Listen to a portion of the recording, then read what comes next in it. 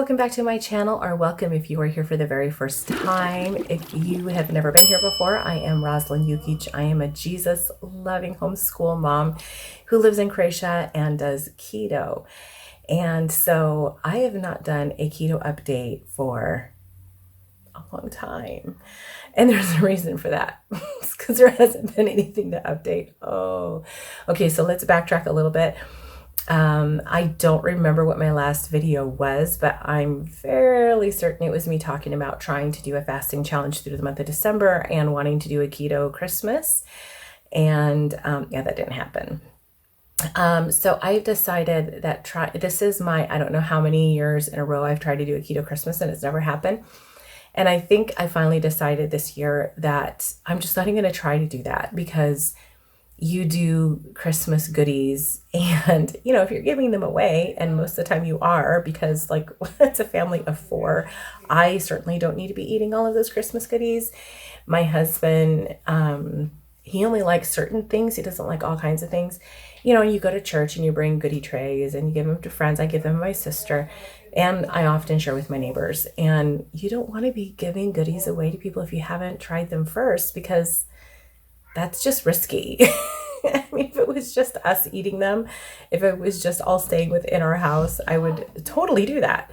You know, because, you know, my family, you know, it's not a big deal. You know, you make something your family's like, doesn't taste good. I mean, it's uncomfortable, but it's not like, you know, as uncomfortable as if your neighbor's like, So, I've decided to just, you know, whatever, relax through the holidays, get back on. My biggest problem is getting back on, and that has been my problem this time. And so I had actually popped into my friend Lisa Ann Spencer's channel. She talked about gaining her weight back over the holidays and trying to get back on, you know, struggling to get back on to low carb keto. And I was like, yeah, you know, I've started back. I'm already kind of losing. Yeah. I don't know. I lost it like almost right after that comment.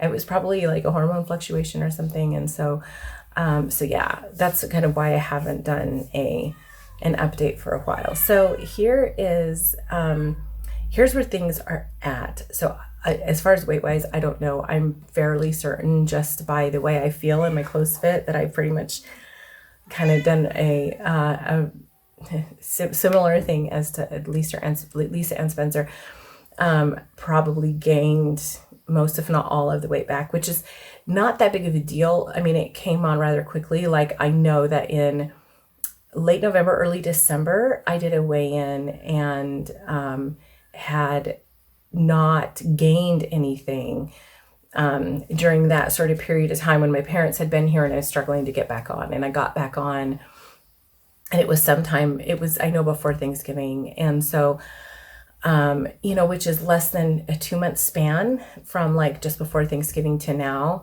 and just under 2 months. And so, it won't be hard to take it off. It won't. It would be different if it were like 6 months or 8 months that I had been, you know, sort of like on, off, and gained everything back.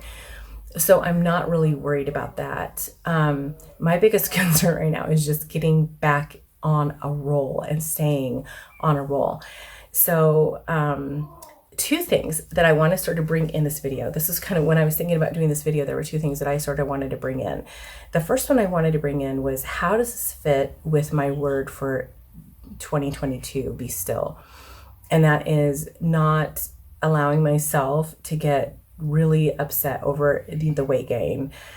And, you know, just, you know, easing in and not getting, you know, not getting obsessive, you know, about things. And, but also on the other hand, recognizing what are those triggers for me? Like, you know, what is it that is making me reach for the one thing and not the other? Like, what is making me reach for things that, you know, are sugar laden, that are chemical laden, that are not keto friendly? What is it that is making me reach for those foods? Identifying those signals and then bringing them back to the Word of God. So that's like that's where I feel like all of this fits in with Be Still. Where does it fit in with living in Croatia? Well, that's the struggle, because we don't have all of the things like you would typically have in the States. Like, it's difficult to find nut flours. So it's difficult for me to make keto alternatives. And it's not that they're impossible. It's that they're not, like, you can't just go to the grocery store and get almond flour. That would be so cool. But then again, if you could get almond flour, it is also very expensive here, which I'm pretty sure it's expensive in the States too. So I'm pretty sure that that's universal. But that's really the biggest thing, is I can get coconut flour almost everywhere, but cooking with coconut flour is super tricky because it's very, very dry. And so there's that. Also, if you go out to eat, like say with, if my husband wants to take us out, like today he brought in takeout, you almost will never, unless if you're going to like a fast food place and you can like take the hamburger off the bun, like legit, that is really the only way that you're going to get a keto friendly meal. You can't go to a restaurant and order like a bunless something, or, you can, like, say when we go to IKEA, I would get meatballs and ask them to hold the mashed potatoes, but replace with extra veg. And they would do that, but then the meatballs are not keto friendly. They're not. They have quite a few carbs in them. And they actually did kick me out of ketosis. So, it's just, there are those differences here than as opposed to, say, living in the States, where, being low carb or even keto is more widely accepted. And within, like, when you go to restaurants and things like that, you can oftentimes modify your meals, and they'll be willing to modify your meals for you.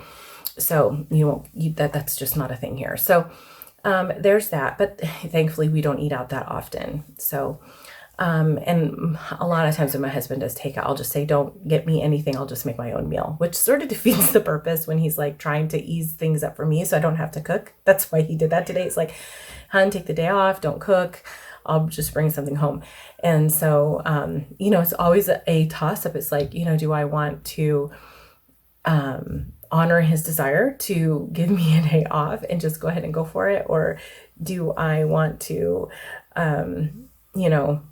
do I want to just say, I'll make something for myself? So yeah, it's always a toss up. Today I just went with the first. I just went with, okay, whatever. So how to get back on? So like, what is the first step that I'm going to be taking to get back on to keto after being, basically 2 months off? The first thing what I usually do is I usually try to go in for a fat fast, a 3-day fat fast followed by some sort of a shorter extended fast. And so usually something 36 to 48 hours. I'm not doing that this time because like I legit have hard-boiled eggs in the refrigerator prepared for a fat fast, and I just haven't done it. So I'm not playing that game. I'm going in for the extended fast. I'm just going cold turkey. Doesn't matter. I don't care. So I am going in for the extended fast. I already had my last meal for today, and I will eat again on Saturday afternoon. So fasting, today's Wednesday, fasting for the rest of today, all day tomorrow, all day Friday, and then I'll eat on Saturday.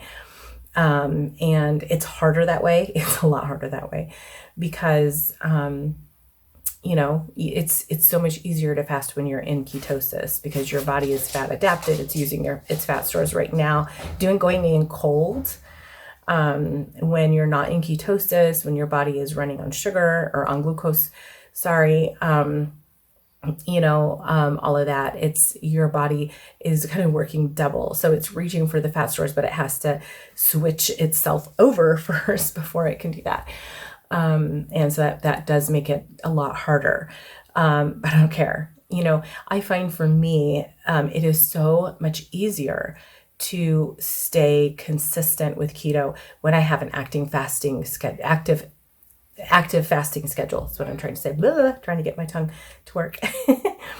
And so when I have the active fasting schedule, when I'm in ketosis, so like when I get up in the morning and I'm like, yay, check my ketones and check the scales and stuff, that motivates me. All of that motivates me. Not that the numbers I feel are super important. Like the numbers on the scale really aren't always reflective of what's going on in your body. And my keto meter is a cheap alcohol breath meter that basically it measures, obviously alcohol or ketones, which basically sort of show up the same in the meter.